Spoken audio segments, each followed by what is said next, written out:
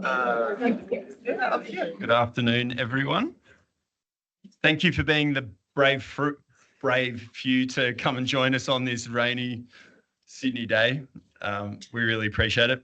My name is Blake Sinclair. I'm a relationship executive at the Commonwealth Bank, managing a portfolio of charities and not-for-profits very similar to yourselves. And I'd like to start by acknowledging the Gadigal people of the Eora Nation, on whose land we meet today, and pay my respects to elders past and present, and to all Aboriginal and Torres Strait Islander people. On behalf of HLB Manjud and Commonwealth Bank, we'd like to welcome you to the ENFP Strategic Alliance and our session today on for the fast track of ESG and sustainability. And we'd also like to thank all of our new ENFP community members joining us today.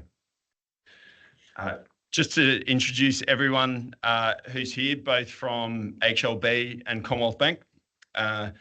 Aidan Smith, Partner Head of HLB Manjud. Nicholas Guest, Partner Assurance and Advisory.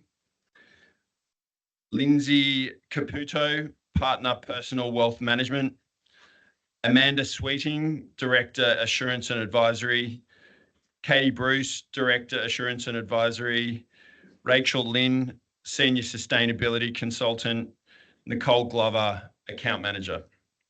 And from Commonwealth Bank, Yvette Flynn, who's just back from leave and joining us straight back in, and Alicia Shakhtar, Transaction Banking Specialist in the charity and not-for-profit sector.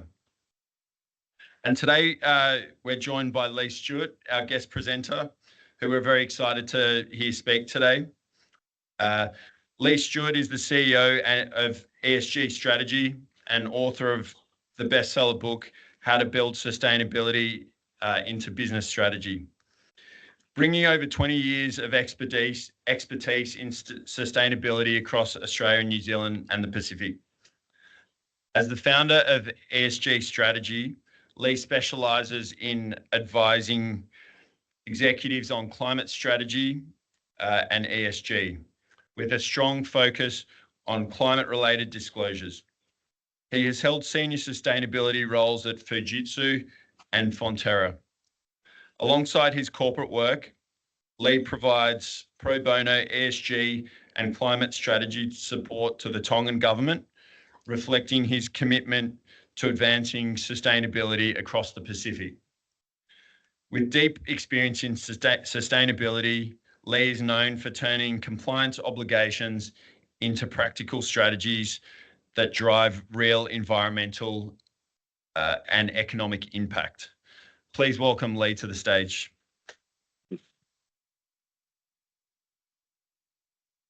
Thanks, Blake. Thanks, guys. Can you hear me okay? Cheers. Thank you so much, Blake, and thanks CBA for having me here, and HLB. It's an honour, and thank you for coming out on such an average day. Really appreciate it. But also, I just wanted, before I get underway, I want to thank you for what you do. When I got asked to present and be part of this, I just leapt at the opportunity. The non-for-profit sector is something that's very dear to my heart, although I've never worked in it directly. You guys do, just talking to some of you before, you guys do amazing work. Keep it up. My role here today is to help amplify that if I can. And just keep it up, really. So thank you very much. So today is a bit of a challenge for me. I'm trying to probably ram 90 minutes of my whole book, my whole book in 90 minutes, and you probably feel like you're drinking from a fire hose many times today. We are going to be looking at action over perfection. When I work with boards and executives, I keep thinking, what in the back of my head, the skill that I look for in the executive room and the boardroom is the ability for people to make decisions under ambiguity. And that's really sustainability leadership. When you're 100% right and 100% certain in the subject matter, you're pretty much most likely too late and too slow. And I've spent many times going backwards and forwards to boardrooms, wanting perfection after perfection when we could just get on and get shit done. All right. So why I wrote this book was about that. It's 20 years of frustration of being my ass burnt on many boardroom occasions where people weren't willing to make decisions under ambiguity, being the sacrificial lamb in front of many people in the boardrooms. But I tried to respect the reader's time. So I've spent 20 plus years going to conferences and that person spoke for maybe 1 or 2 hours and I thought they could have said that in 5 minutes. That's what I've tried to do in my book. The first iteration was about 4 volumes bigger. I spent a year with an editor and I blew the budget by about 5 to 8 times with the editor to really hone that book down into being as concise as possible. So the idea is that you can read it in 3 or 4 hours on a weekend. You can ask questions Monday, Tuesday in your organisation and maybe make a difference or do something by Friday. So that's what I wrote the book. So that's my challenge to you today. And what I'm trying to do is I normally run this workshop over a whole day, maybe sometimes 2 days. I've been challenged to do it in less than 90 minutes. And to do that, I've actually created a worksheet for you. So in the middle of the book, there's a finely printed out, in the middle of the table, not the middle of the book, one of these. This is a working session. We'll be working through this worksheet with exercises and so forth as we go. There will be gaps. It'll, once again, action over perfection. And really, this is what I try and do. I try and help businesses and organizations cut through the noise. There's a lot of jargon. There's a lot of information out there. But how do you create a clear and impactful ESG strategy, ideally turning this maybe in a compliance or a risk element to you into a competitive advantage to help you maybe attract more donors, deliver greater outcomes, present a clearer message to your stakeholders and so forth, okay? So it's going to be fast-paced. It won't be perfect. There's another rule I have. There's never a dumb question or a silly question. There's only the question you don't ask. So feel free to ask a question at any time. Grab me. I'll be floating around the room as you do exercises. I'll be anointing Nicholas will be around as well. We'll work through it. But the whole objective at the end of today is you'll walk away with your own draft sustainability strategy. So if you look at, if you flick over to just the first page on here, this was, getting to this is a key unlock to anyone trying to actually manage sustainability in an organisation. Now, you may already have some of this already, so that's great. But what I want to work towards is at the end of the day, you have enough information to start filling this out. There's a blank sheet on the next slide. So this is what I call sustainability strategy plan on a page. And if you want to cheat, you can go to page, I think, 2118 in the actual book. That's really where I try to bring it all together. But in the last 10 minutes of the day, I'll be helping you try and fill this out. But we'll be laying the sort of breadcrumbs along this session in the next hour or so to help you fill some of this content out itself, okay? So that's the key goal. But really a bit of background, why do non-for-profits actually need to care about sustainability? And there's a few things, and you already do great work. Don't get me wrong, you do good, and I really want to do more good, but there's more expectations coming on. There's more regulations hitting larger corporates, and that's flowing on down. So what I mentioned there is there's donors, funders, and partners expect this. Okay, if we're going to donate money with an organisation, we expect that, yes, you're going to do good with that money, but make sure the other unintended consequences of you doing operations aren't detrimental to other aspects of sustainability. And we'll go through those in a second. Grant eligibility, obviously, you might be asked questions. You all apply for grants. Have you had any sustainability questions and grants applications coming through? Yep. How do you answer those questions now? How do you answer them credibly? Those questions now are just the start. There'll be more detailed questions going on. You might ask, why do I know this? Because I'm working with tier 1 corporates right now who are asking questions of everything that they spend, including charity partners. Okay, so there's mission alignment impact, but I really want to jump to the fourth bullet point, which is compliance, climate reporting. Does anyone know about scope 1, 2, and 3 emissions? There's a little bit. So, yep, cool. Glad you know, because the clients I'm working with now are asking about scope 3 emissions and emissions in their supply chain, and charity partners are part of that. So I do feel sorry for some of them. I've written a sort of survey that's gone out to all their suppliers, and they're asking, what is the carbon component of the services we procure from you? Okay, so if you can't answer that question today, it's going to be, you'd be on a little red list for maybe tomorrow when that organisation is trying to set a climate target on their supply chain, and you're part of that supply chain.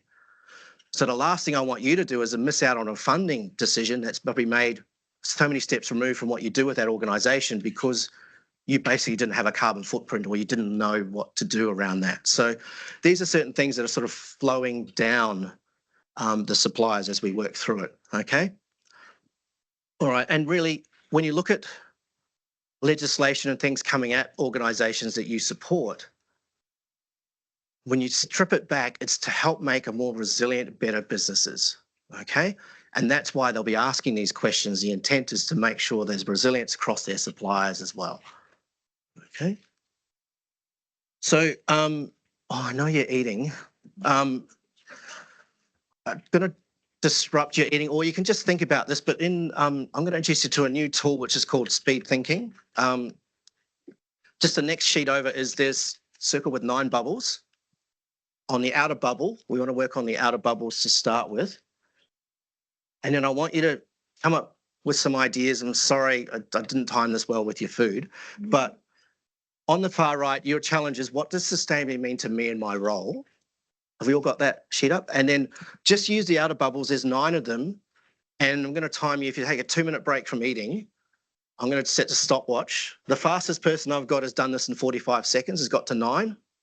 Not that there's a competition or anything, but what I want you to do in the sort of bigger bubbles, just write, what does sustainability mean to my role, and just move out. Just random thoughts. Could be anything that comes to your mind. I don't care what it is, and we'll refine it later. But do we all understand what I'm asking you to do for 2 minutes? Is that cool? I will set my stopwatch. Who started? Oh, someone cheating? It's okay. It's all right. I will start my stopwatch. So your 2 minutes starts now. Just random stuff. It's just trust me, there's a process. So what does sustainability mean to me in my role?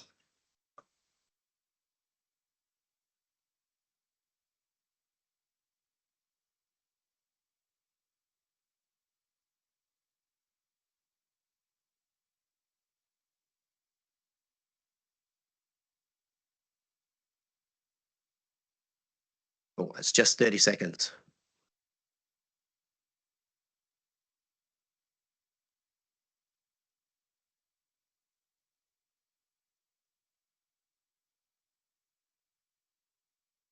Done. Oh my God. 46 seconds. I'm sorry, so the rules were when someone gets a 9, we all stop. You can fill it out later. But what I want you to do on the inner bubble is quickly look at what you wrote and then rank them 1 to 10. 10 being your best idea, the best thing that means what sustainability meant to you. You can have more than 110, but quickly go through that and you can identify which is your 1 or 2 key ones. Joe, you're 3 seconds off the record. So well done. You're on the podium, so that's good.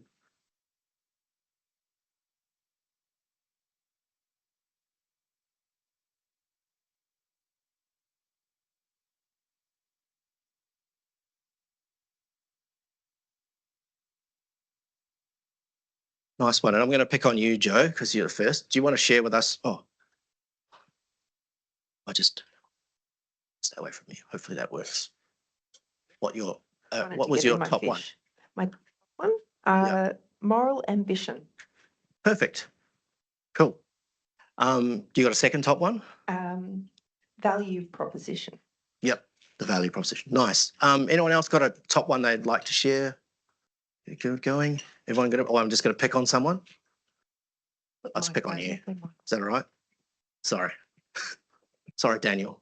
Yes. Oh, you can introduce yourself. Yeah. Daniel, hi, Black Dog Institute. Won't surprise because I'm the CFO, but I put financial. And I've learned in my time being with a not-for-profit that people don't recognise that if you have no money, you don't exist. So financial sustainability allows you to do everything else. Perfect. In my mind.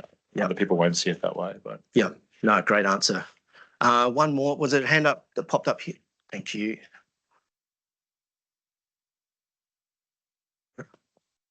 Hi, I'm Kira. My top two are strong partner. Oh, I'm from WWF Australia, by the way. Strong partnerships and diverse funding streams. Perfect. Thank you. So, what I'd like you to do is park those thoughts. We will come back to them later. But yeah, I just wanted you to have a think about it. And when I ask this question, sustainability means different things to different people, different contexts and so forth. So keep those in mind. If you ran out of time, maybe revisit that later and try to think about the top 2 or 3 things of what does sustainability mean to me and my role in the organisation. All right, so we're going to jump into the actual worksheets and content of the book. And I split it into 3 parts, but part 1 is confidence. And I will talk about this. Sorry, I'm going to throw another framework at you, but this is the simplest framework that ever exists in sustainability. It's called the CCC framework, and it follows the content of the book. What I'm talking about now, we're going through part 1 is confidence. So what I talk about confidence is, what do you need to know? What are the key global macro issues, such as maybe climate change, modern slavery, diversity, plastic waste? What are those global issues and what do they actually relevance mean to your business? So I can't implore getting confidence right before trying to move on to the next step, which is commitment. And I'll share with you a story in a minute. But commitment is the next phase, is creating your own sustainability strategy. What does your organization actually stand for? What are you going to put a stake in the ground and say, we're committed to doing this.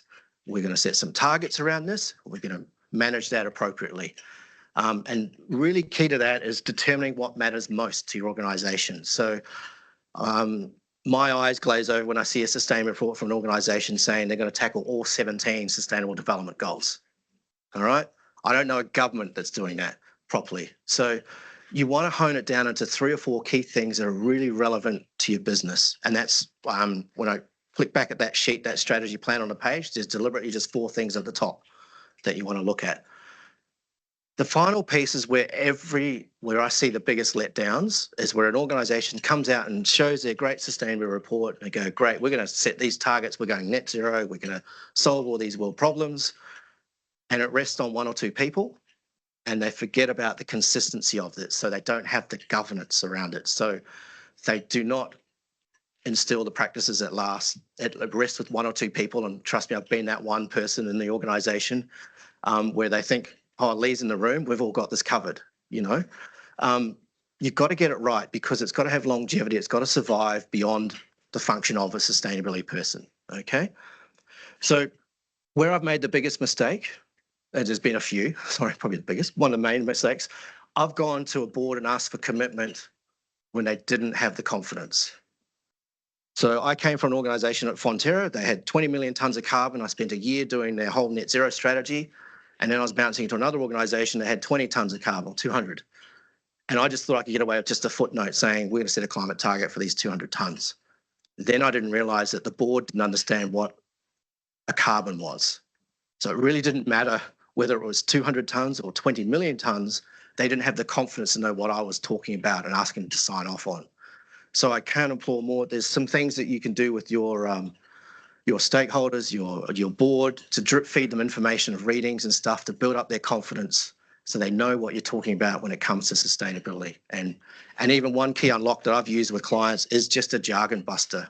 What do we mean when we say sustainability? What do we mean when we say climate-related disclosure risk? What does ESG mean and so forth, okay?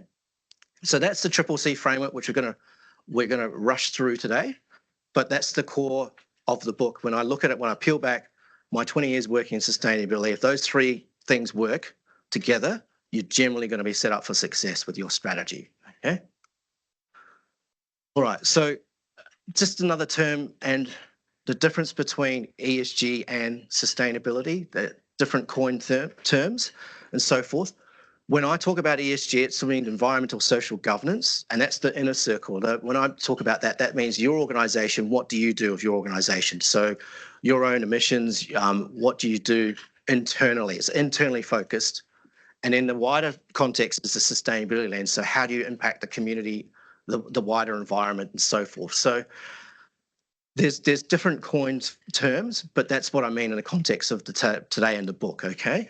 So, and moving along, there's 3 pillars, and this is in the book, and I've just put down some ideas of, say, what it actually mean under environment, social and governance. So your things, environment, obviously you got, emissions, waste, and so forth. Society, you got your own people, communities, how do you engage with those, employee engagement. Modern slavery is a big one that crosses over there, and also in the governance. Governance things, you're looking at policies in place, the board diversity, transparency, and so forth. So there's a list of those things here. And then also in the book, I've taken a bit further between pages 9 and 11, I believe. I've looked at the key things that are relevant to industries. These are just a big shopping list, might not be the main thing. So for instance, if you're involved in agriculture or finance and so forth, there might be other specific issues to look at there, okay?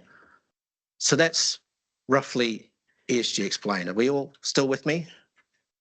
Oh, thank you. All right. Sorry, I know you're still eating. But this one's really important. If you only remember one thing for today, it'll be the next exercise, okay? And I know your food and the fish looks awesome. Hopefully there's some left over for me. This is the main thing. And I asked this question in boardrooms and stuff, and it really gets people thinking. And when you ask this of yourself and you ask this of others, I want to do that. So I want to go, if you go to reflection worksheet in your book, and I want you to think about this question in detail. Sorry, I don't think there are page numbers on there, but it's reflection worksheet 1. If my business organization did not exist, would the environment or society be better or worse off? I want you to just ruminate on that for a couple of minutes, have a think about that, and try write down that answer in that little square. Sorry. Just, yeah, on there. Chapter 1. Then here, reflection. Yeah. So it's about, how many pages? 4 or 5 pages in. Sorry, page numbers were missing on this. After pro tip 2 on the next page, you've got chapter 1, need for sustainability. 2nd page, 3rd page, reflection worksheet. Little box. I am skipping ahead a lot. You've got it there? Yeah. So have a think about, and I'd love you to spend a few minutes and to answer that and fill out that box. If your organization did not exist, would environment and society be better or worse off? And then we'll unpack it a little bit more. But that's what that looks like, that worksheet. I do normally ask 15 minutes, but I give you 5. Is that right? You seem like a smart bunch. Okay, cool. And if you want to ask questions, I'll run around if you start. Ready?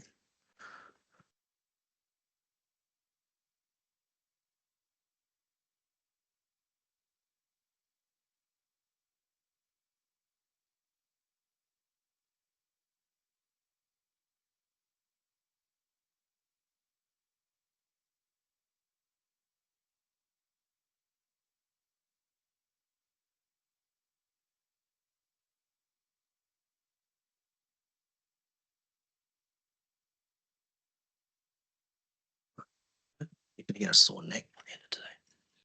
Oh, it's on this one.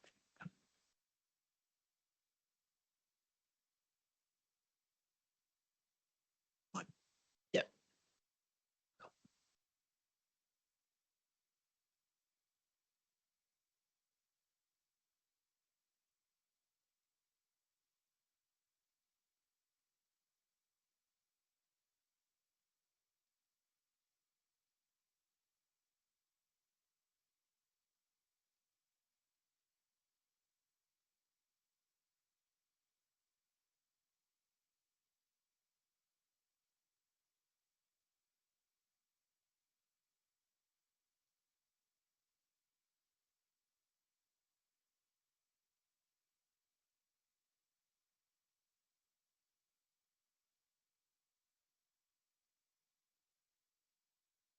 Anyway,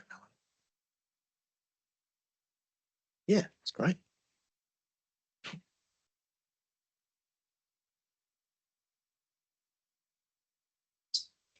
What's there? No, there's no right or wrong answers. It's just an answer. It's yeah.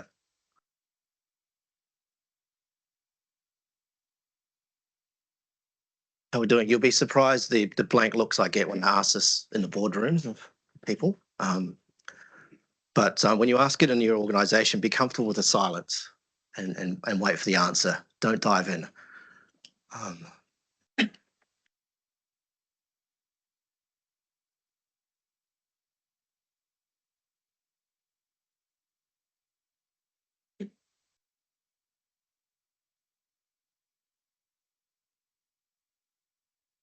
Excited with this crowd because I'm really expecting some really great answers to this one. Probably the best I've had. Is anyone happy to share what they wrote? Or can I put someone on the spot? Who's got it? Oh, thank you. Thanks, Nick. No worries, Lee. My name's Nick Blackwell. I'm from the Hornsby Gringo Women's Shelter. And I kind of struggled with this question because it's stated in two parts about the Yes. environment Yeah. and society. Yeah. I think the first part is where I struggle because I think, well, Yeah, it's not relevant. it's not not as right. relevant, but Yep. I think, I think some of the things that we do as an organisation probably don't contribute positively to the environment. Yeah. But society would absolutely be worse off if we didn't exist. Yeah, got it. Great answer. Thank you. Anyone else? Idea? Oh, I can choose you, Robert. Thanks, Robert. Thank you. I was quite had a similar answer, thinking about the resources that we use to Yep. deliver the services in offices, cars, all of the other equipment we use and all that sort of thing, electricity. But the impact we make on families and children, etc. I don't know what the equation is. Yep. But that's kind of what we sort of look at. So it's an interesting question. Yeah. Yep. Great. And what is it that you do, Robert? Just We're in out of home care. So Robert, I'm the Key Assets Australia. Yeah. We're in out of home care and foster care. Yeah. Fantastic. Great. So, you guys have obviously mostly thought about this question, but I really want you to ruminate over it over the next few days and revisit it, but also delve a little deeper. When you have more time, we could have done this, but it's like, why would you be missed? What are the reasons why? Or who would take your place? Would they care as much? When I talk about with the environment side of things, I've sort of pose this question to manufacturers and so forth. They say, oh, well, someone will come in and they won't care as much. Well, why do you care more than another person at the moment? What is that? Because in answering this question a bit deeper, I've found organisations both find their both opportunity and their key risk at the same time. So it's really quite useful. And I would there's more questions in that worksheet to delve a bit deeper, but we'll dive on a bit forward. But thanks for those answers and so forth on that. Cool. All right. The next one we're going to look at, this is take it a little bit deeper, is on the next page. So I'm going to skip another page, but my industry's key ESG issues. And you look at that. So from your own knowledge, list the main environmental, social and governance issues relevant to your industry and just pick the easiest one for you. We don't need to do it all now. So pick whether it's environment, social or governance, and then try to just jot down a few things around what are the key issues in your organisation based on your knowledge, what you know today. And there might be some things you don't know, but you might want to find out a bit more. But just choose one, the easiest one for you and your organisation and context. Okay, do you want to know, we'll skip the page. Cool.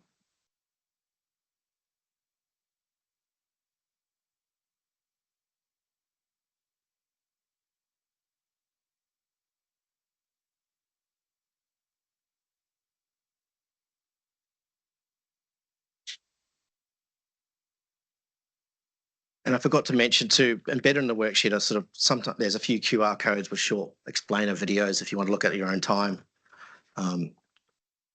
They're only about 1 or 2 minutes long, so hopefully they can help with the context of what I'm trying to get through.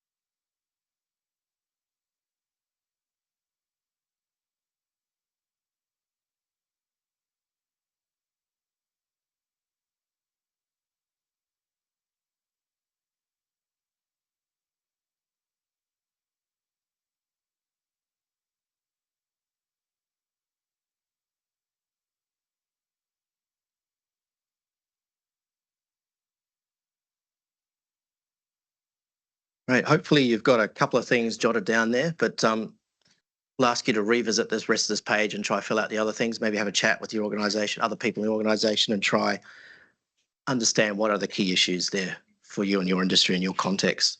I am going to race ahead, so working on that, or if you want to just pay attention, then probably one of the key things I wanted to mention, and there's an exercise which I would like you to do at your own time, but is looking at the Sustainable Development Goals. Probably some of you might have already used these, but it's looking at using the SDGs for short.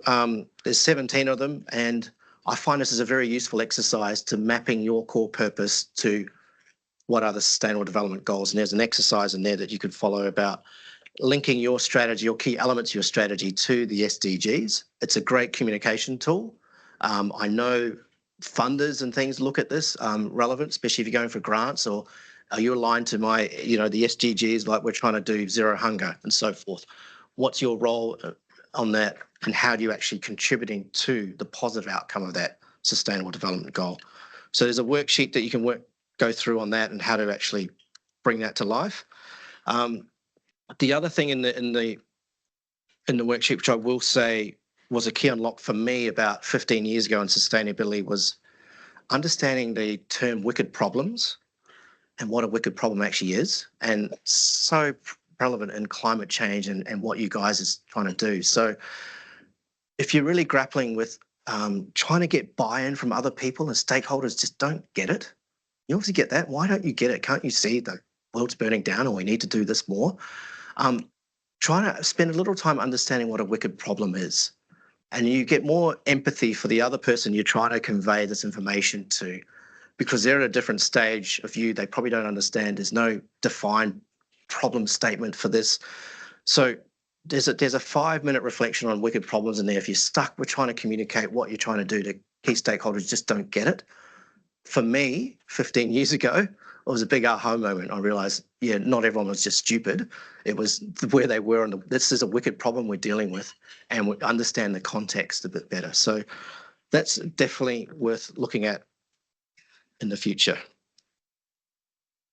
The other thing is one final assessment. I'm just going to touch a bit on governance, and where we've got the governance self-assessment, which is coming right at the end of that worksheet, chapter 4 summary. Sorry, I am jumping around a lot, but hopefully you can fill in the gaps later. So if you go through, there's a government self-assessment table, which is on chapter 4 of the worksheet, where I talk about the essentials of governance. There's a good little video there which will explain that to you, so have a look in your own time. But the next page over is a governance self-assessment table, and it's only 3 minutes you can actually do, where you look at, I'd like you to try and fill out as many of those as you can. So just highlight the things, the reality in your organisation, the key attributes. So you do have a diverse and active board. What's the reality? And give yourself a score out of 10. You don't need to share this with anyone, but it gives you an idea of where you currently sit on the governance side of things with your directors and how you make decisions and the boards. Do the board understand key ESG risks and opportunities? Is there clear accountability for sustainability across the leadership levels? Is ESG integrated in board and executive decisions and planning, and so forth? Just try to, maybe just pick 2 or 3 questions to look at that and then self-assess you on the basic governance of ESG and how you actually govern ESG at the moment inside your not-for-profit.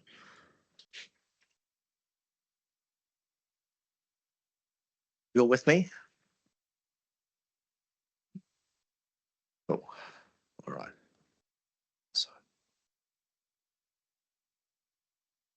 I'm not going to put anyone on the spot, but has anyone scored themselves a 10 yet? No. Okay. Okay. Cool. Hopefully not too many 1s to 3s, but definitely room for improvement though.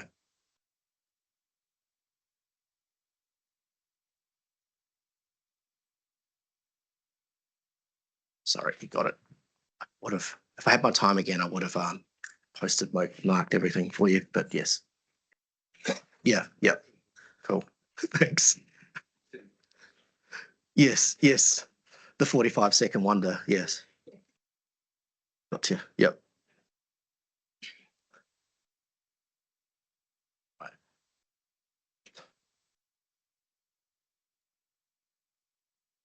Okay. Congratulations, you've done the crash course in confidence in the book. Probably about maybe a 90-minute read in the book to get through that, but I will cover off in detail things like climate change, modern slavery, and other key issues.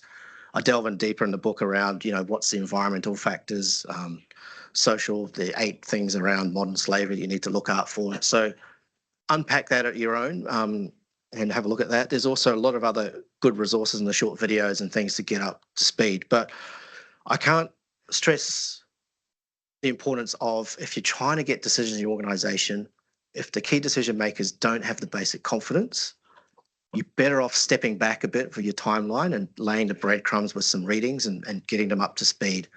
Because it might be a less painful way of getting that decision. You might be under time constraints. Yes, you've got to get things through to the board, but have a look at your board in a strategic way and the executives. And one thing I've done, and I haven't shared this with anyone because it's career limiting, but I've rated my executive and board members out of 1 to 10 in terms of sustainability. And because I was dealing with a board that had 13 of them, I knew I was wasting my time with the 1s, 2s, and 3s. I'd spend my time with the 6, 7, and 8s, and the rest would just come along over time. So you only have limited bandwidth to do that. But have a look at that, scan it. Don't share that with anyone. That's my advice. But you have limited bandwidth and things to do it. But generally, your board, every board member is on notice now anyway. They do need to learn about ESG, sustainability, climate risk disclosures. It's coming at them. They would have heard about it at other boards they're sitting in. So this won't be foreign to them, but I would encourage you to start thinking about what they need to read, information about competitors or other things going on and so forth. Short articles are really good, generally, that try get them something every month if possible, even if it's a 5-minute article, to get them up to speed. So really, the key reflection I wanted you to remember and think about this as you're developing your sustainability strategy and we're thinking about it. But, if you didn't exist, would you really be missed? And unpack that a bit more. So spend some time on that and maybe chat about it with your teams. But really, I can't implore more. If you don't have the confidence, you're trying to go fast with sustainability, have a think about who is making decisions, what do they know, what do they need to know, and build a plan for that. Okay. All right.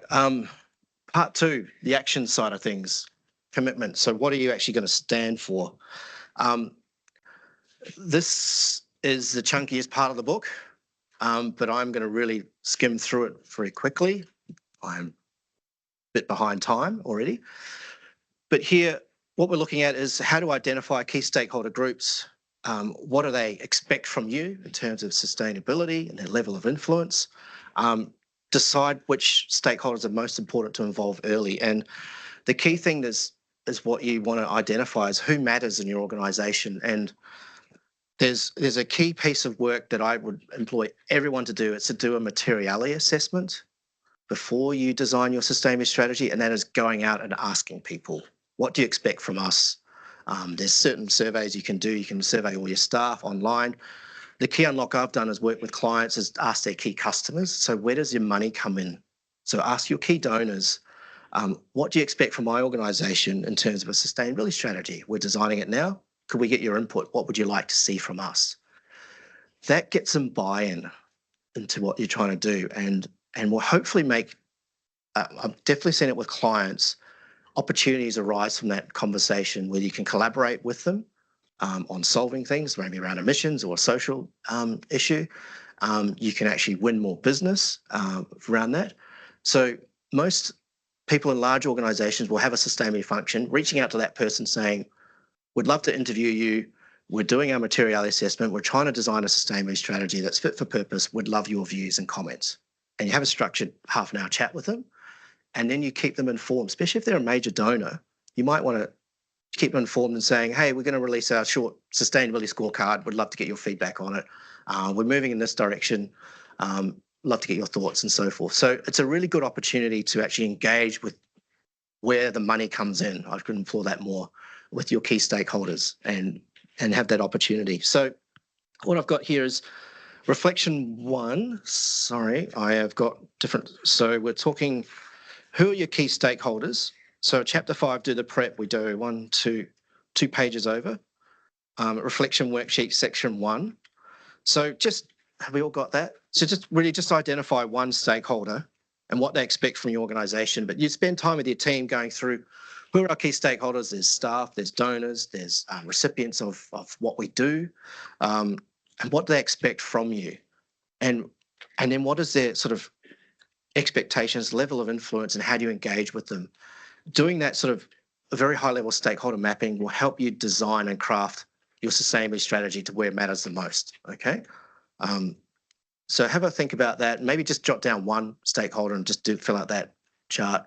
Should be easy. If you're stuck with anyone, give me a yell, but maybe just do your team members, what they expect from you, or a donor, and so forth. But this is really important for your strategy to understand who they all are, what's the level of influence, how do you going to engage with them.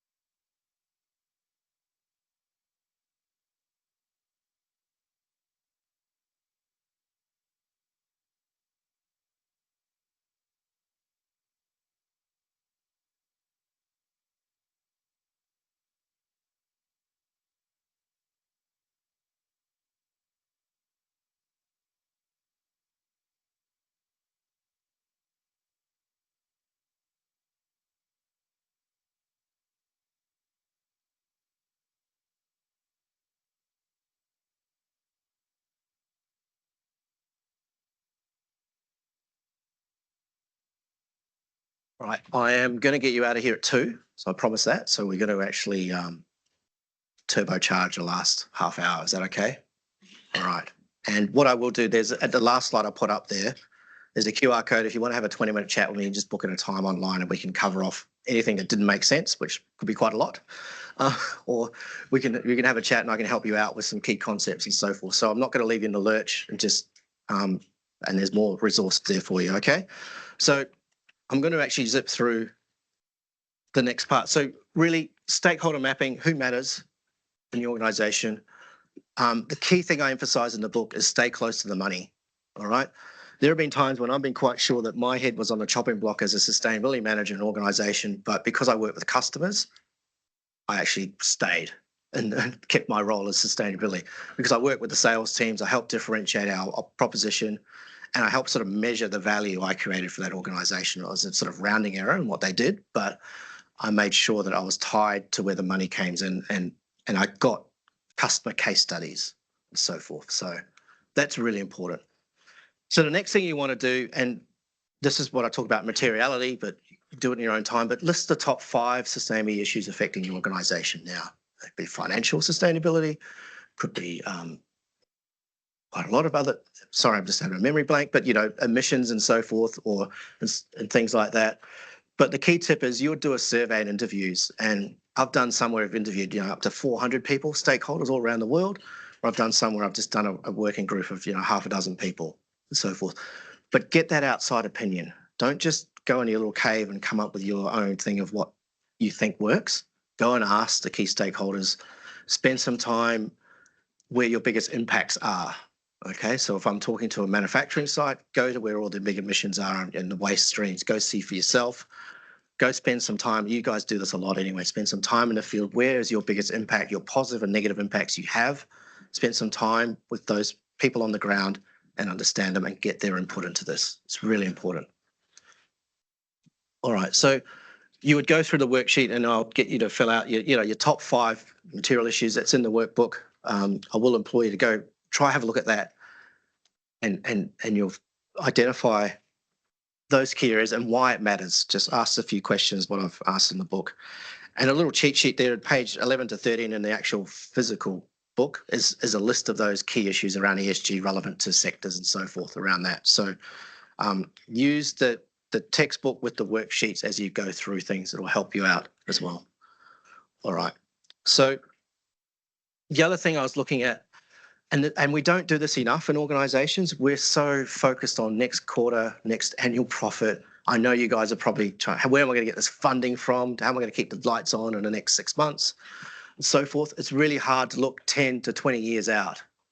But I would have you have a think about 10 to 20 years out, what does success look like? And I'd speak to someone, it might be that your organisation doesn't exist because society doesn't need that anymore. Wouldn't that be nice? But what does that look like 10 or 20 years out? What are the stepping stones to your key thing of what you want to achieve? Because I think having that big picture North Star vision is quite good, and that's where things like net zero are kind of good, because you've got to get to net zero emissions, and there's sort of things you need to do in the next 5, 10, 20, 30 years. But also then identify, bring it down to what do we need to do in the next 12 months with keeping an eye on that long-term vision, which I'm sure most of you guys have already done that before, but just hone that in and merge that with what your sustainability strategy is thinking as well. Okay. Cool. And then there's the other thing is, yep. So we don't do long-term thinking enough. Just want to pull that. All right. So turning sustainability priorities and clear measurable objectives. So the basic thing of SMART goals, you don't need to set a target on everything. What I will say is becoming sort of probably table stakes, or at least understanding your carbon emissions. That's coming.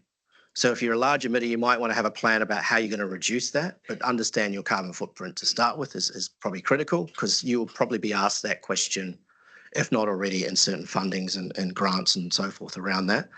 But identify where your organisation has the biggest impact, and then both positive and negative, but look to what goals and stuff do you already have?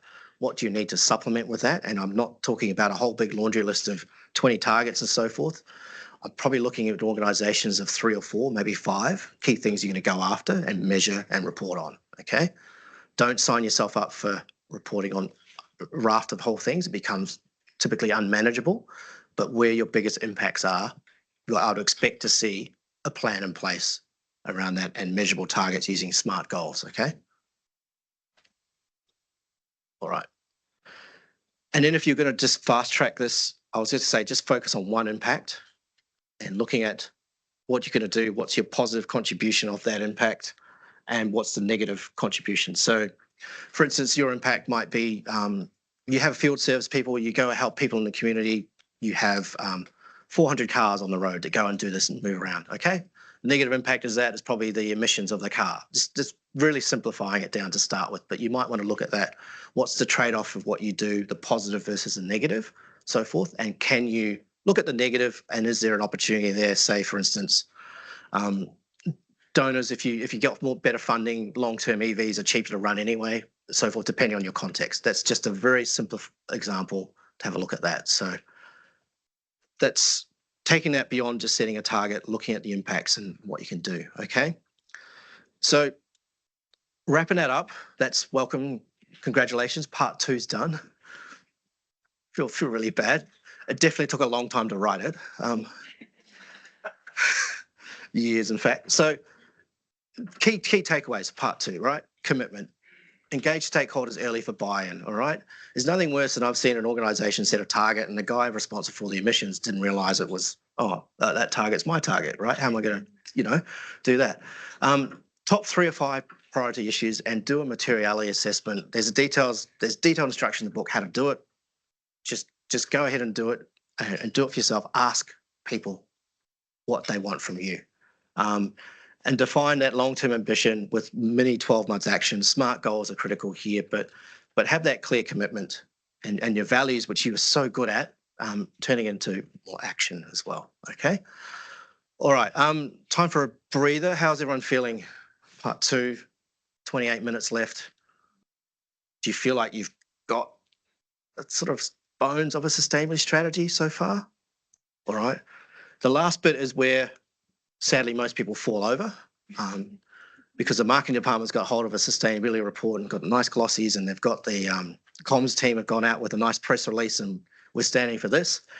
And then the poor guy like me in the sustainability department is asked to report on the outcomes, 9 months later. Hey, Lee, we've got the annual report. Can you give us an update? Well, actually, you guys have done stuff all and you want me to try and write this. So this is where it really matters. So the most successful sustainability strategies are the one that stay close to the money. Okay, look, altruism's great and you are non-for-profits. Altruism is awesome, but it only lasts so far when there's no money coming in. And when sustainability budgets are being cut right now across Australia and New Zealand, across the world, when I hear about sustainability people being made redundant, I have a look at it and go, God, if they were tied to money, they'll make that decision a bit harder for that CFO or that salesperson to say, oh, that function really helped win that account, or that's, they're working with our customers. It's tied to where money comes in. So do emphasize that. You've already done your materiality, so you know what your donors care about. But here's where the policies matter, and not just writing a policy, it's instilling the policies. So, you might not have a sustainability strategy or policy. You might want to start developing one. There's tips in the book about how to write one, but how to communicate that across the organisation to make it visible on the website so that potential donors can see, hey, we're taking this seriously. They have a policy, they have targets, they're working towards certain things, okay? How do you report to the board? It's really interesting. So I would go for little bits, drip feeding over time rather than just ram them with a 2-hour session like this. Drip feed information. Communication and collaboration, I talk about it. And there's a chapter in the book where I talk about, I thought you'd be interested, role of NGOs and partnerships. So I wrote that from a big corporate, but you'll get the idea of the flip side of the roles you can play in helping big corporates with some of their, big issues and so forth around that. Okay. So if you were going to crash course, if you're just going to look at one or two things in this section, it would be to align the business with decision making. So there's a quick survey check-in, which would be 5 minutes where you answer in meetings, is these sort of things discussed? And if not, can you actually embed them into certain meetings and so forth? So what I'm talking about there is when you think, right, sorry, wrong workbook. So when, do team meetings include sustainability updates, or are ESG goals part of performance reviews? Do procurement, that's a really interesting one. Do procurement actually consider environmental and social issues and so forth? How do you track performance? Is sustainability covered in any staff onboarding or ongoing training? These are sort of basic things you can look at as you go through, okay? And then the really missed opportunity is the way you communicate sustainability and your purpose, all right? You guys all do this very well for your core purpose, no doubt. But what I look for here in an organisation is honesty, okay? Anyone who says they've got this problem all solved, I would probably call bullshit on them. No one can solve all these big problems alone, as you realise. You need collaboration and so forth, but being honest about the progress and the challenges. So, for instance, we were trying to get every school to have meals and all the kids, but we had this challenge because we had supply chain issues and so forth. We were looking to hopefully fix that for the next 12 months. Or we set a net zero target. We missed our target because the technology of trucks didn't arrive in time for EVs, but we're working with a company to actually pilot this in the next 12 months. Don't just flag it, say it's too hard. Look at it and say, we've had a look at it. We didn't meet that target, but we're working towards fixing those elements, okay? And then there's that activity there about who do you want to most engage about, who are your key stakeholders, what is the key message you say to them about sustainability? Because even in a large organisation, the key message I give to the CFO is very different to the head of sales, the head of operations, okay? So it's aligning that key message to what matters to them. So also do that for your donors as well. And definitely look at this. I'll employ you the next quarter. Is there something you can change about your sustainability messaging? And when I work in large organisations, or most organisations, I think most of them are quite embarrassed. Say, oh, we don't do anything in sustainability. We don't do much. But when you scratch on the surface, there's pockets of excellence amongst most organisations, which I'm sure you have. But you just think, oh, we just do that because we do that. Well, actually, other people outside your organisation don't know you did that. And that's actually quite a good story. You might want to sort of develop more, okay? On the flip side, I don't cover it here, but there's the greenwashing element too. So any claim you put out there, any target, please don't mark your own homework and say you're doing it. Look for some sort of external validation around that. And then what I do when I've popped many of marketing design bubbles and ideas where I've said I'm taking a persona of Greenpeace here and I've got the X account and I'm going to write this tweet about your marketing campaign. What's your response to that? So have that sort of lens across certain things, because if you say you're the greatest and you're good at that, I'm sure you are, but if it's just you saying that or someone else validated that, do you have a certification? Do you have some other standards that you're aligned to? Okay. So spend some time here in the worksheets on communication and collaboration. Who do you most engage with your sustainability story? What is that story? Does that change depending on the audience as well? Okay. Right. All right. So coming towards the end, sort of continuous improvement is really important. And the best governance model I've seen is where there's a monthly meeting of executives that are all responsible for one part, and they all have to present for 5 or 10 minutes on their update and so forth. And every quarter they're in front of the board explaining what they've done and how they're doing, okay? That's a desegregated model of ownership and responsibility that's not set on the poor person that volunteered and says they've got an interest in sustainability, right? They're supported by a right governance structure. Executives have certain targets and responsibilities on there. So make sure that regularly review this. If you come out with a sustainability strategy, I'd expect you to have a board conversation annually about that at least something going up to them quarterly about an updates, especially if you've set targets and so forth, and the opportunity for board to engage and executives about how you're tracking. Do you need more resources? Is there something you're going to miss the targets? Front that early as well. Okay. So the key reflection is here is, you can do this at later, but, what part of the process has got you thinking about today the most? How would you describe sustaining your business today? What would you like it to be in 12 months, 2 or 3 years? What part of your strategy feels the strongest right now and you want to take forward? And it could be your weapon, right? Sort of thing. Okay, we do this really well. Okay, that's great. How do we develop that story? How do we learn from that for other areas we might not be doing so well? All right. So coming to the end, and we'll just spend another 5 minutes on that last exercise, but think about how you can embed sustainability into daily practices and so forth. It might be you have a executive team meeting and it might be just a 5-minute conversation. We were talking about sustainability today. What does it mean to you and your business and your role? Context to start the conversation. Communication is really key. A lot of organisations are worried about making big statements and so forth, but they are missing out on opportunity. So there's a balance there between greenwashing and green hushing. That comes with confidence in what you can stand up and say, but start thinking about what can you communicate about sustainability, but always just have that lens. Am I going too bold? Can I substantiate certain claims and so forth around that? And there's a chapter on greenwashing in the book. So just or you read that before you go out with some great comms. Stay close to donors. I would, including them in that materiality assessment question is a really unlock, but go visit them once a year or something and say, here's our sustainability update. Do you want to see what we're doing? Can we present to you what we're doing and our impacts and so forth? You probably do that already, but add some more other elements to that around, hey, we're maybe reducing emissions, we're trialing EVs, or we're looking at this other social aspect angle. Read the sustainability reports of your donors, if they're large donors, and look for where they're struggling with. That's the key unlock as well, where they've got their challenges, and can you help them with that? Because there's a poor guy like me 5-10 years ago struggling with all these targets mounted on that. If an NGO come to me and said, Lee, I can help you with that, I'm happy to have that conversation. All right. Cool. All right. Consistency is the key here. All right. Don't just do a one-off annual event.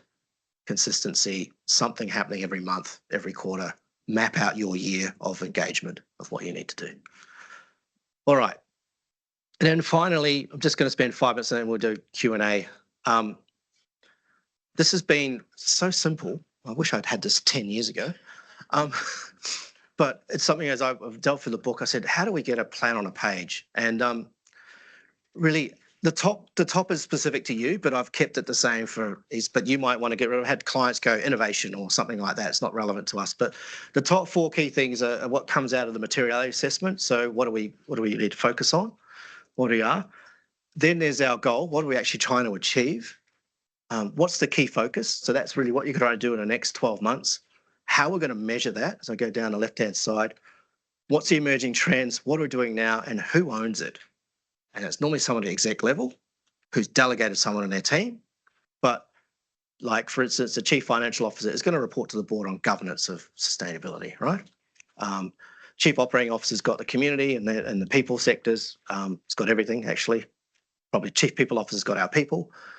But they own that aspect.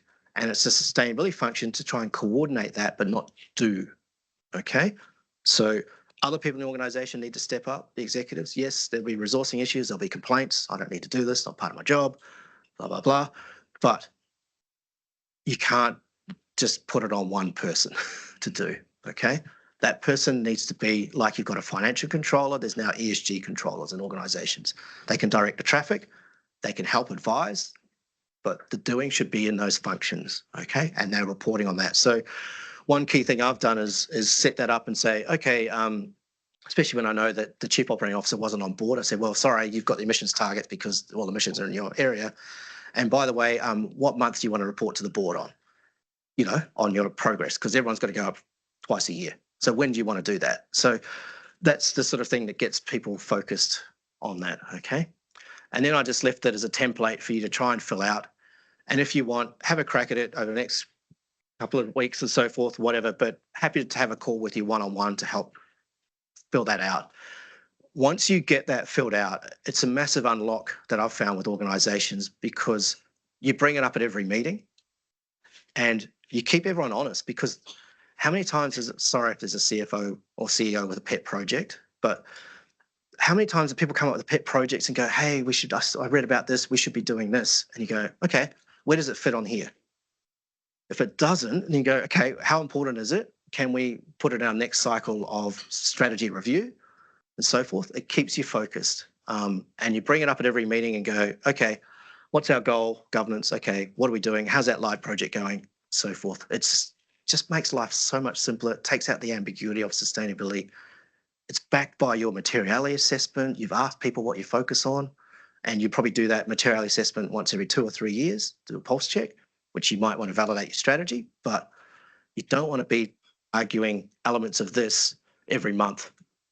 Oh, we shouldn't be doing that. Well, actually, that's been decided. We're going for this. We've got a next review on. So that's where you can get distracted and stuff. All right. Your last exercise, the last thing I get you to write down today is, I've rambled for good over an hour. Hopefully I've made sense. But, on that next bubble sheet, or just write down, the worst thing I've found in going to a conference is you've had a great lunch, you've come out on a really average day. Have you made a difference? Has it made a difference? Are you going to do something with this information? Even if it's just read a chapter in a book or give that book to someone else. What are you going to do tomorrow or next week in your organisation to make a difference? And what I'll do is I'll leave you with that to ponder, and then I'll take Q&A, but that's the QR code, but we can email it out if you want to book in a chat with me post this. Ruminate on this for a week or so, but book in a chat by the end of the month, just 20 minutes on Teams. Happy to have a conversation with you to help you unpack a few things as well. My goal today is to arm you with information to make a difference. Hopefully I've done in a short space of time, but I'll hand back to Nicholas for Q&A and other things. But thank you for coming out on such an awful day. Cool.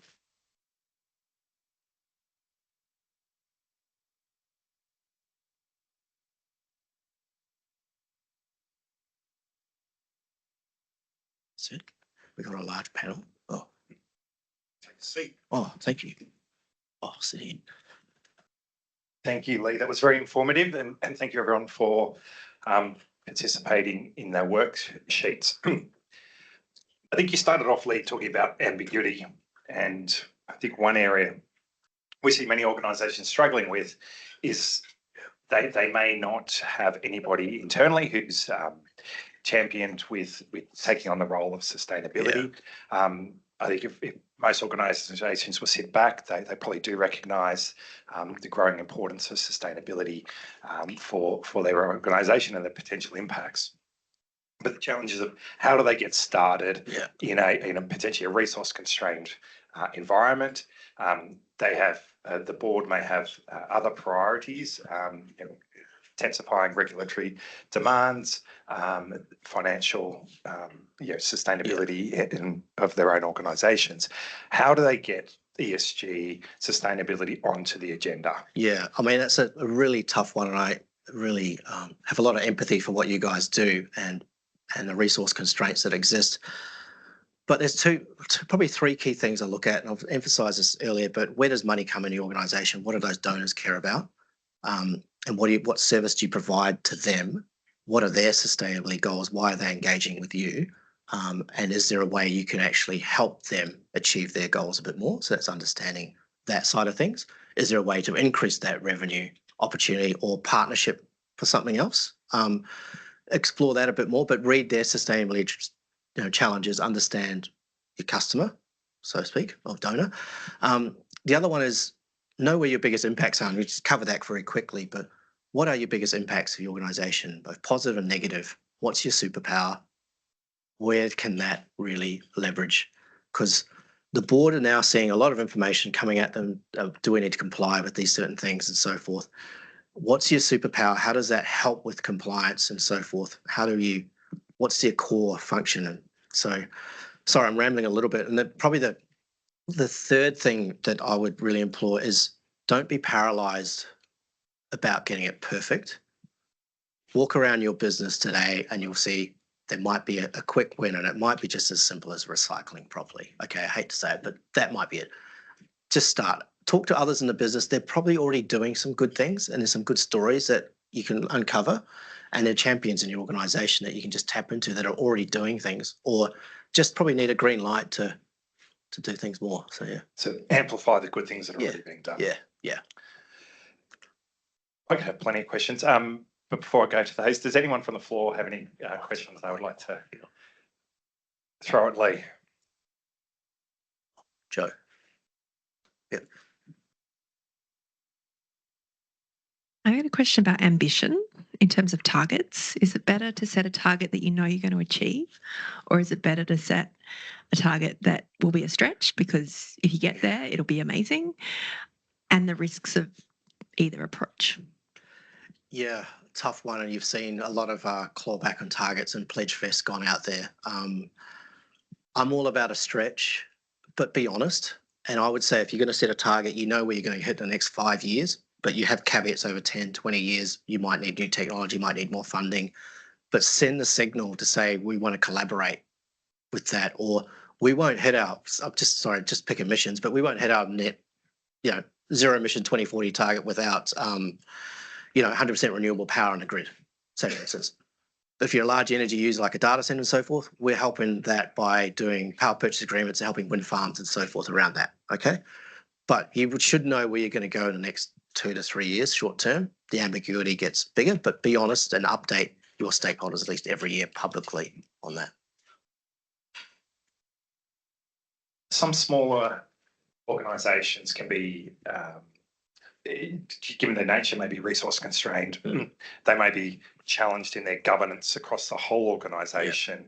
Have you seen opportunities where sustainability can actually be a lead to improvement of strategy and governance across organisations as a whole? Yeah, absolutely. What I do love about the subject matter is I've been able to pick up the phone and talk to anyone in an organisation and just say, I want to have a conversation about sustainability. And it could be the CFO, the HR person and so forth. But have those conversations and the relativeness to their role and how you can help. And then where I've seen that work very successful in my career was aligning myself with the sales teams, because I was at Fujitsu and we're just up against, it's a commoditized business of data centers and selling laptops. But I think it was even bidding for CBA's kind of work, I called out, if you move from that old laptop to this one, you'll save X amount of emissions. And by the way, it'll help you with your IT sustainability goals. The sort of things you can sort of unpack by having those conversations of where sustainability can actually lead for a differentiator and a competitive advantage. That's where I see the rubber really hit the road and people start to get it. Light bulbs go off and boards and execs go, oh, actually, it's not a cost. It can actually differentiate ourselves in the market. Yeah. Thanks. Anne from the Smith family, thank you for your presentation. It's been really interesting. I was really interested in just in the concept of mapping to the sort of 18 goals that you had up there. Yeah. But where I was heading on targets was, I liked what you said about talking to key stakeholders and aligning with what they might want from your organisation.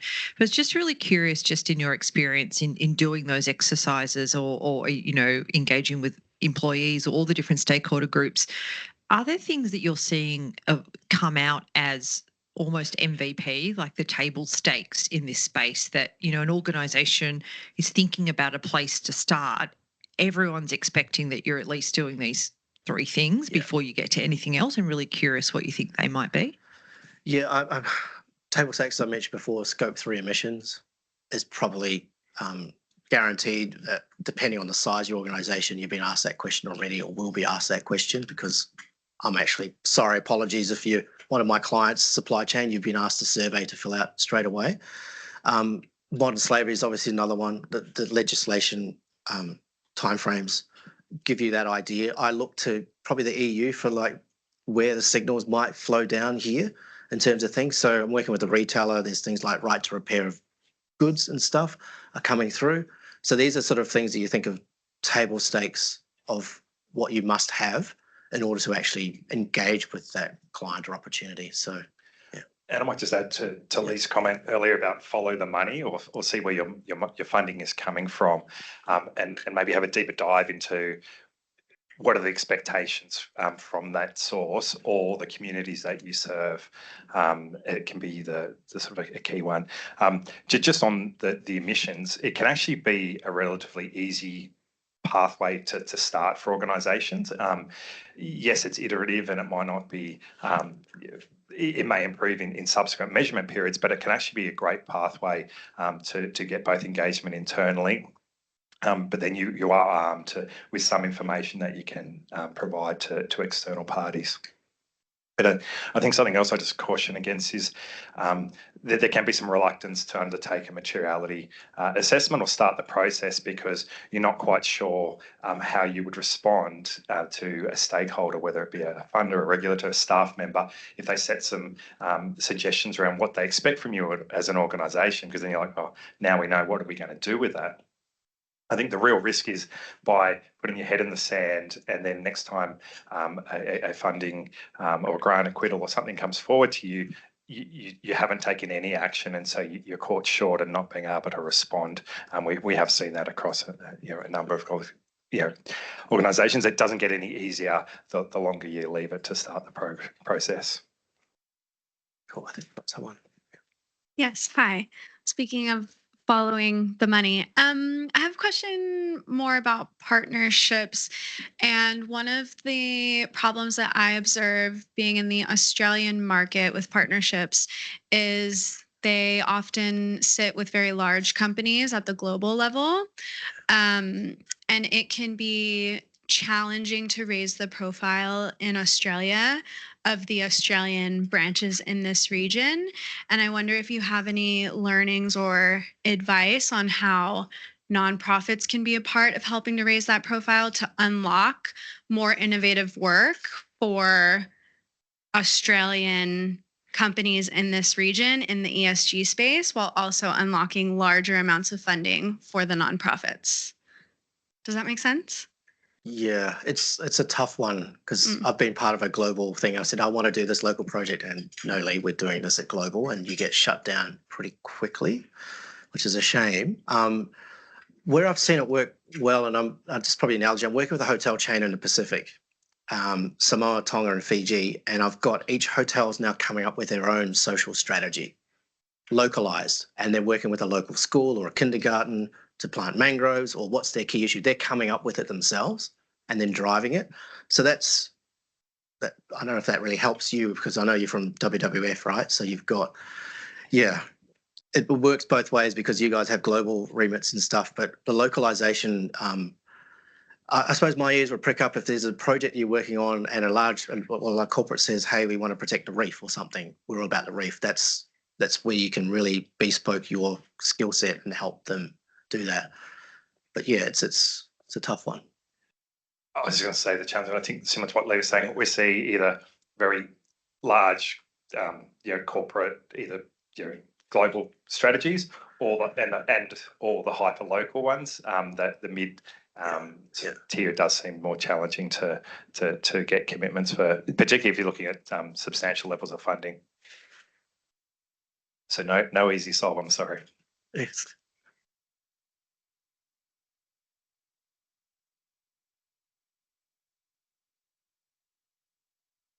If there's no further questions, we might say thanks to Lee, and I think Aidan going to jump up. So, Do I stay? No. Does you want Lee to stay? Oh, you can take a seat. Thank you. So thanks once again to Cheers. Lee. Thanks, everyone. Pass on our congratulations. And Lee, there's copies of the books on the table. Yep. People take a copy with Absolutely. you, take your worksheets, and Yep. as Lee said, there's a QR code there. I'm more than happy to catch up for a follow-up. Thanks, Aidan. Thank you, Lee. My name's Aidan Smith. Blake promoted me earlier today. Unless something sensationally dramatic's happened back at the office, I'm not the head of HLB, Manjad. But I've got a better job. I head the not-for-profits. I head the not-for-profits at HLB Manjad. So I think it's a far better job than it would be heading HLB. I think from that, from my experience in working in the not-for-profit sector, and that's working from small charities, less than 5 million, to the larger ones with more than 100 million turnover, is that it's not too late to do anything. Everyone, you might have sat at this and gone, oh, we're way behind the 8 ball. We haven't done any of this. You're kind of in the same space as everyone else. Everyone's having a look at it and think, what can we do? But not a lot of organisations have progressed much further than that. All right, so don't ignore it. Like Nick said, don't put your head in the sand. I think that's really important that you don't do that, because this is something that's happening. And one of the key takeaways is that linking it to the money, all right, because that's how you sell it to others in the organisation who might not be as interested in this as what perhaps they should be or what you are. So if you can link it to that, it would really make a huge difference. We know it's tough. One of the things I'm going to tell you about is that the next session's in a couple of weeks' time on the results of our financial management survey. We'll be presenting those. And we know from looking at that it's a really tough environment just now. Costs are going up higher than ever before, and the revenue's not. It's tough to keep up with that. And so that's bringing a real challenge to the sector. And this is something else that you've got to do. And what sometimes see, well, we'll give it to this person. It's not their role, but we'll give it to this person to do. And it's tough to fit something in to your day job. So it's really important that you don't put your head in the sand. There are the challenges you've got. But everyone's in there together. And one of the benefits of this community is that you can share those war stories. Talk to people in the room if you're not sure about what to do. We'll share that. If anyone's not a member of our ENFP group, ENFP community, I encourage you just reach out to me on LinkedIn, connect with me, and I can then add you to this. So what's the benefit of being on this? All these sessions are recorded. Today's as well. So, and you can watch them again. The slides are made available. And that's for all the sessions that we do. So we do 5, 6 a year, and we do some webinars as well. So 5, 6 in-person sessions a year.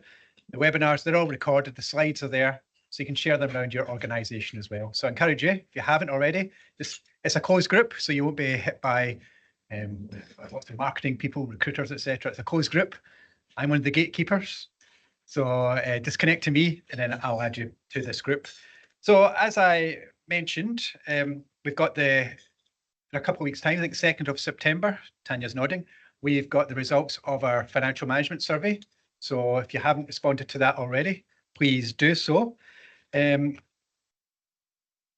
like to once again thank Lee for giving us time today, and also the books that you've been provided with as well. That's the generosity of Lee. Unless he's going to send me an invoice as soon as it's finished. That's Lee's generosity. So, yeah. So I'd like you all to, if you call once again, thank me. Join me in thanking Lee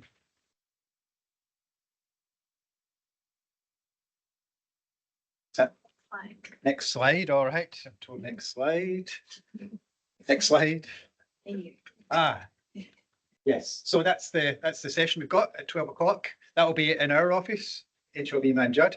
If you haven't received the invitation, you can reach out to me or connect through the LinkedIn. We'll make sure that you're added to that. There's a QR code as well if you want to register. You're here today, you can just scan that QR code and register. Look forward to seeing you all there. Thank you again for braving the conditions. We're talking about sustainability and you've got the torrential rain going out there. So it's ironic that we've got that today. But thank you for braving that and stay around, mingle if you want to talk to other people. And we'll hopefully see you again in a couple of weeks' time. Thank you.